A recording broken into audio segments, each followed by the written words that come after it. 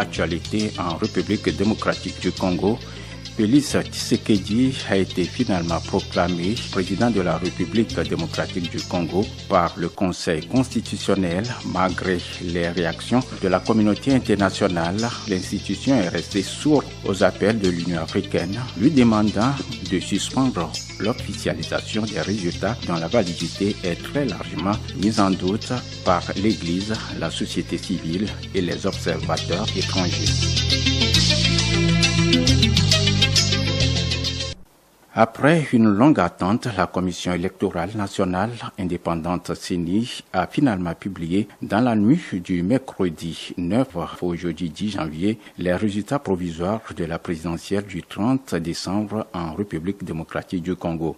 Fait historique, c'est l'opposant Félix Tshisekedi qui a été proclamé vainqueur, avec, selon la CENI, 38,57% des suffrages. Ayant obtenu 7 51 013 suffrages valables exprimés, soit 38,57%, est proclamé provisoirement élu président de la République démocratique du Congo, Félix Tshisekedi Tshilombo, qui a été déclaré président de la CENI. Ce résultat, sans précédent en République démocratique du Congo et rarissime en Afrique centrale, peut encore faire l'objet de recours devant la Cour constitutionnelle qui proclame les résultats définitifs au 15 janvier dernier. La prestation de serment du nouveau président élu pour un mandat de 5 ans est normalement prévue le 18 janvier. Suite à cette annonce selon laquelle Félix Tshisekedi l'emporte devant un autre candidat de l'opposition divisé, Martin Fayulu, deuxième avec 34,8%,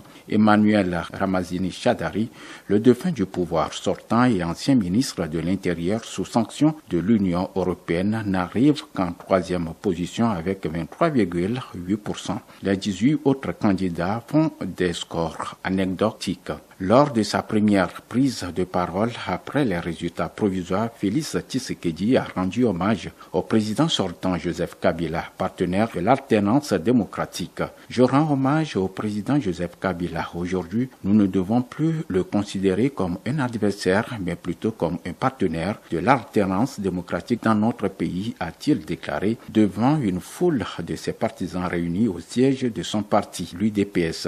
De son côté, l'opposant Martin Fayulu a dénoncé dans une interview à Radio France Internationale un putsch électoral. Ces résultats n'ont rien à voir avec la vérité des urnes, a-t-il déclaré. C'est un véritable putsch électoral, c'est incompréhensible, a-t-il dit.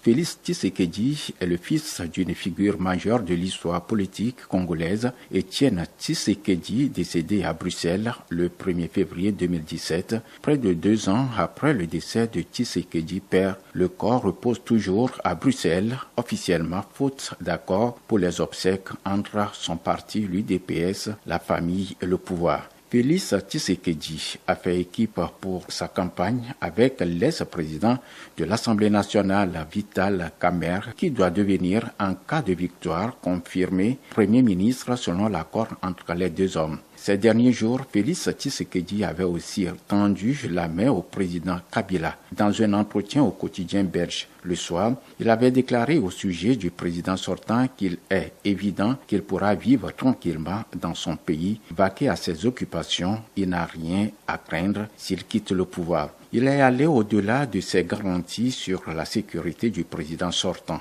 Un jour, nous devrons même songer à lui rendre hommage pour avoir accepté de se retirer. Pourquoi, compte tenu de son expérience, ne pas lui confier des tâches diplomatiques spéciales, faire de lui un ambassadeur extraordinaire du Congo, a-t-il ajouté.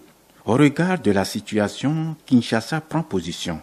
Kinshasa ne veut pas que l'Union africaine lui dicte sa conduite. La République démocratique du Congo a rejeté vendredi la demande de l'organisation de repousser la proclamation des résultats définitifs de l'élection présidentielle du 30 décembre dernier. Je ne pense pas qu'il appartienne au gouvernement ou au même à l'Union africaine de dire à la Cour ce qu'elle doit faire, a déclaré de son côté le porte-parole du gouvernement Lambert Mende. La proclamation officielle des résultats définitifs par la Cour constitutionnelle est entendue normalement vendredi ou samedi au plus tard. Le 17 janvier dernier, l'Union africaine fait part de ses doutes sérieux quant aux résultats provisoires de l'élection et demande de suspendre leur proclamation. Elle a annoncé l'envoi hier, lundi 21 janvier, d'une délégation en RDC pour trouver une issue à la crise post-électorale. Le porte-parole du gouvernement congolais, Lambert Mende, a déclaré que la délégation de l'UA était la bienvenue, mais que le processus post-électoral n'avait pas à être modifié. La Cour constitutionnelle congolaise, saisie par l'opposant Martin Fayulu, donné battu à la présidentielle, doit rendre son avis sur des accusations de manipulation électorale. La Commission électorale nationale indépendante a annoncé donc sur la base des résultats provisoires que l'élection avait été remportée par l'opposant Félix Tshisekedi. La réaction des uns et des autres, la France, Belgique, États-Unis, ainsi que certaines puissances et organisations internationales n'ont rien changé de ces résultats proclamés. Pour beaucoup de politologues, dans cette session, il sera donc question de montrer la nature des intérêts des grandes puissances tels que les intérêts économiques, motivations idéologiques et stratégiques et à quelque sorte les intérêts culturels. Ces grandes puissances ont déjà compatibilisé les intérêts dans les leurs en les sanctuarisant. Autrement dit, elles veulent maintenir perpétuellement l'Afrique sur leur domination. Si on sait que la RDC est le pays le plus riche de l'Afrique centrale, l'Est du pays est convoité par toutes les puissances du monde à cause de ses opportunités économiques énormes et de la présence des minerais stratégiques comme coltan, la cassitérite, l'or, etc. Vous comprenez alors leur réaction. Depuis les années 1980, les anglo-saxons, les États-Unis, la Grande-Bretagne et le Canada travaillent clandestinement pour un nouveau partage des zones d'influence sur le continent africain afin de mettre définitivement la main sur la RDC. La conquête de la région des Grands Lacs, où se trouvent des ressources naturelles stratégiques, devait inévitablement passer par l'éviction de la France. Devant l'impossibilité d'affronter cette dernière de façon ouverte et directe pour préserver leurs intérêts, les États-Unis et la Grande-Bretagne ont associé leurs affidés, Museveni et Kagame, dans la conquête des ressources naturelles situées à l'est du pays. C'est cette motivation qui explique les guerres secrètes qui se déroulent dans cette zone depuis la chute du mur de Berlin et la fin du communisme. Le remodélage de la carte de l'Afrique centrale, dessinée lors de la conférence de Berlin, sert à protéger les intérêts stratégiques des anglo-saxons. Il sert également à faciliter leur accès à ces minerais dont ils ont grandement besoin. Bien évidemment, après avoir mis fin au soutien à la dictature du maréchal Mobutu pendant la guerre froide, pour lutter contre l'expansion du communisme en Afrique, les anglo-saxons ont établi une relation étroite avec le président Museveni et ensuite avec le président Paul Kagame. Ces derniers sont localement aidés par d'autres maigres totalement acquis à leur cause. Dans la construction de ces histoires africaines, les chefs d'État et les leaders africains ne jouent qu'un rôle passif. En fait, l'exportation économique de l'Afrique apparaît comme la véritable raison de la présence encore actuelle des anciennes puissances coloniales sur le continent malgré les indépendances. En effet, si la recherche des nouveaux débouchés a justifié, du moins sur le plan économique, le recours à la colonisation, la présence actuelle des anciennes puissances coloniales en Afrique ne justifie véritablement que pour des motifs économiques. Ainsi, quand pointaient à l'horizon les indépendances et qu'il était quasiment impossible d'y rester, les puissances coloniales commencèrent à créer ou à renforcer les structures qu'elles voulaient laisser derrière elles. S'agissant donc des Britanniques, l'on parla de former une classe moyenne africaine. Quant aux Français, l'on évoqua l'idée d'interlocuteurs valables. En fin de compte, les colonisateurs partirent avec cette perspective plaisante que tout ce qu'ils perdaient sur le terrain politique, il allait sûrement le rattraper sur le terrain économique.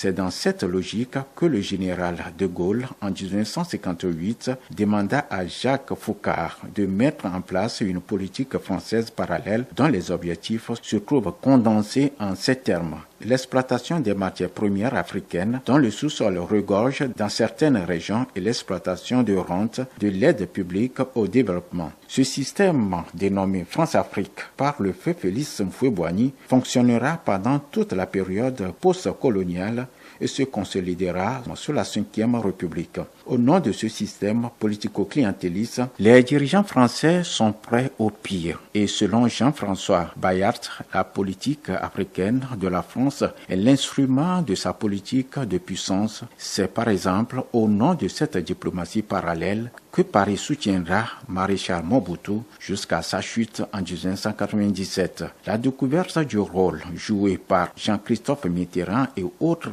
dans l'affaire Pierre Falcom dénote de la volonté prédatrice de la France. Il s'agit d'une politique chère à De Gaulle que s'est bonifiée et instituée en une pratique immuable. Toutefois, elle n'est pas l'apanage de la seule France.